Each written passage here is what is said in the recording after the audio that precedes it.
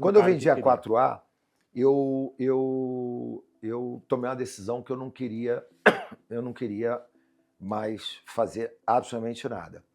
Teve um episódio muito engraçado. Assim que eu vendi a 4A, eu ia fazer uma viagem, passar 10, 20 dias viajando, e me ligou o Paulo, que era presidente do Bozano Simons, né? E me convidou para almoçar com o Júlio Bozano, dono do Bozano Simons, no Bozano Simons, que ficava na Rio Branco. Tá? E aí eu fui almoçar com eles, me sentia. Aí o Bozano era meu cliente na 4A, mas eu falava com os gerentes de atendimento, gerente comercial. Foi o Paulo Bozano? E aí eu fui almoçar no Bozano Simons, com o Paulo e com o Júlio Bozano, me sentia. Só que eu fui lá imaginando que eles queriam que eu investisse dinheiro lá. E eu recebi a minha primeira proposta de emprego na minha vida. Foi muito engraçado isso. Acho que eu nunca falei isso. Minha primeira proposta de emprego na vida, que foi o seguinte. Eles, durante o almoço, falaram assim, olha, a gente quer montar um fundo com 100 milhões de reais. Eu estou falando isso em 2000, que eu vendi a 4A, então tem 25 anos. Né? Eram 100 milhões de reais. A gente queria fazer um fundo para investir em startups de internet. E em 2000.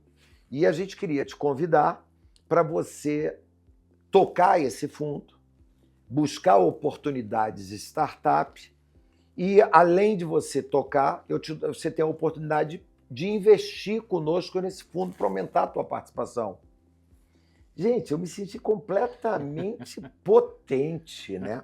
Forte. Olha ali, eu estava de frente do Júlio Bozano, né? Recebendo uma oferta de tocar um fundo de 100 milhões para buscar oportunidade de startup. Quando a gente fala em startup, a gente está falando de empreendedores, só que no mundo digital. Mas a gente está falando de empreendedorismo, né? Tocar aquilo com um cheque já de 100 milhões, né? E que eu poderia ter mais ou menos participação se eu botasse meu dinheiro também. E eu, na mesma hora, nesse meu jeito, eu falei, de maneira nenhuma, eu não quero mais saber de trabalhar na minha vida. Para com isso. Eu, pelo amor de Deus, ia brincando desse meu jeito. Aí o Paulo, na mesma hora, falou assim para mim, opa, vamos mudar de assunto, vamos almoçar. Assim, olha, você falou que ia viajar, né? Vai viajar, porque quando você voltar, a tua cabeça não é mais essa. Esquece, você não vai... Engraçado, almoçamos, eu fui viajar e quando voltei, já voltei turbinado, fazendo um planejamento. Inclusive eu peguei no hotel que eu estava, eu peguei os guardanapos e peguei a caneta com os guardanapos que tinham e fiz um PEP, que você nunca ouviu isso, até porque eu inventei isso naquela hora. Planejamento estratégico pessoal. Pessoal, porque... E aí eu fui lá listando quais são as coisas que me deixavam feliz, quais são as coisas que eu agrego valor, quais são as coisas que eu não entendo, que eu preciso me juntar com gente que entende. Então eu fiz um PEP, voltei com aqueles guardanapozinhos e cheguei no Rio e já comecei a empreender. A primeira decisão que eu tinha, eu morava em São Paulo. A 4A, ela começou no Rio de Janeiro, na Paula Francinetti, foi para a Torre do Rio Sul, foi para o prédio do BNH no centro, e aí depois a gente levou a sede para São Paulo e a empresa cresceu, obviamente, muito grande, muito forte em São Paulo. E eu fiquei 7 anos morando em São Paulo. Eu vinha para o Rio toda quinta-feira, ficava quinta, sexta, sábado no Rio, segunda-feira e domingo, e segunda-feira eu ia para São Paulo, ficava em São Paulo. Então a primeira coisa que teve no meu PEP foi, eu quero morar no Rio de Janeiro. Voltar para ele. Foi a primeira coisa. Voltar à origem. Foi... A segunda coisa no meu PEP, eu quero trabalhar com entretenimento. Que eu amo entretenimento. E eu sei fazer. Não é que... eu tenho... Eu sempre fiz isso. É seu estilo, né? É meu estilo. Quero trabalhar com entretenimento. Terceira coisa no meu PEP, eu não estou dizendo que era essa sequência, não. Não necessariamente nesta ordem. Mas eu quero empreender. Aí, naquele momento, eu comecei a procurar meus amigos para buscar. A primeira coisa que eu quis fazer foi trazer o Grupo Fasano para o Rio de Janeiro. Por quê? Eu vivia... O Grupo Fasano foi antes da Bodytech. Foi antes da Bodytech. Foi antes da Bodytech. Foi antes da Bodytech. O Grupo Fasano eu abri no Rio em 2002. A Bodytech eu montei em 2005. Então, em 2002 que a gente inaugurou o Gero no Rio de Janeiro.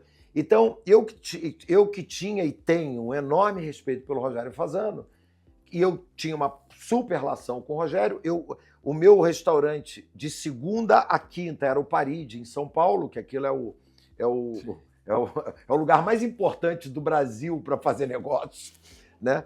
Quando eu vim para o Rio, eu falei, vamos para o Rio, vamos montar o Gero no Rio, vamos montar as coisas no Rio. E com ele e com o João Paulo Diniz, que eram os dois únicos sócios na época.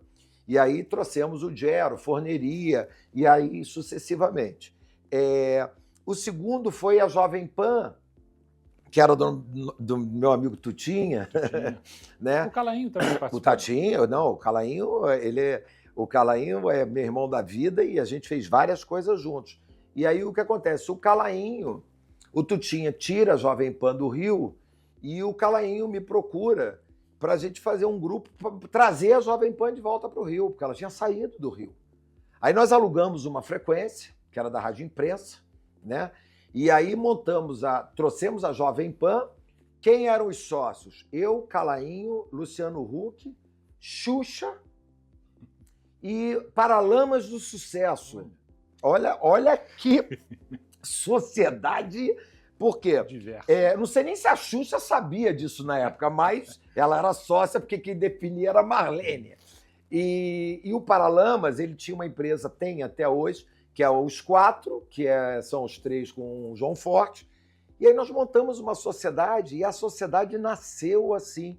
E sempre sob a liderança do Calainho, que é brilhante, e do Huck, que é um cara fora da curva a nível de criatividade. O Huck vinha com playlist para juntar quais as músicas que a gente vai tocar. Era uma coisa, assim, E isso tudo era uma escola na minha vida, né? Porque eu estava sempre me relacionando com gente muito criativa, com gente muito potente, né? E com muita gente, todos eles muito disruptivos. Então, e aí veio a ideia de fazer a Paradiso. Aí nós fizemos a Paradiso. E aí eu comecei a empreender no mundo do entretenimento. E aí, em 2005, junto com o Luiz Oscar Niemeyer, nós levamos o U2 para tocar em São Paulo. Enfim, aí eu entrei forte no mundo do entretenimento. Mas é por isso que eu falo, meia hora depois, por isso que eu falo que eu fui eu sou um empreendedor e eu costumo dizer que vários motivos levam o empreendedor a empreender. O principal deles todos, sem nenhuma dúvida, é a necessidade. Né? O cara não tem emprego, não sabe fazer, ele por si só ele volta a empreender. A própria pandemia provou isso. Nunca se abriu tanto a empresa, espaço pós-pandemia como a gente tem hoje em dia. E se a gente vê hoje o Brasil caminhando muito perto do pleno emprego, se deve aos empreendedores. Né? Que se tira empreendedores da vaga do trabalho formal para empreender e gerar emprego. Então, o empreendedorismo deveria ser investimento obrigatório de todos os governos que possam fazer. Então, o oportunismo me fez voltar para o entretenimento. O oportunismo, se eu não tivesse tido o plano Collor, eu não teria não teria dado errado o jornal, não teria montado o call center. Sim. Se eu não tivesse tido a privatização, eu não teria conseguido vender a 4A para Atento como eu consegui vender. Então, essas consequências... E aí volta para o Rio, o desejo de fazer as coisas no Rio. De fazer as coisas no Rio. E aí como é que aparece a Bodytech? Que momento que aparece a Bodytech nessa história? A Bodytech é o seguinte,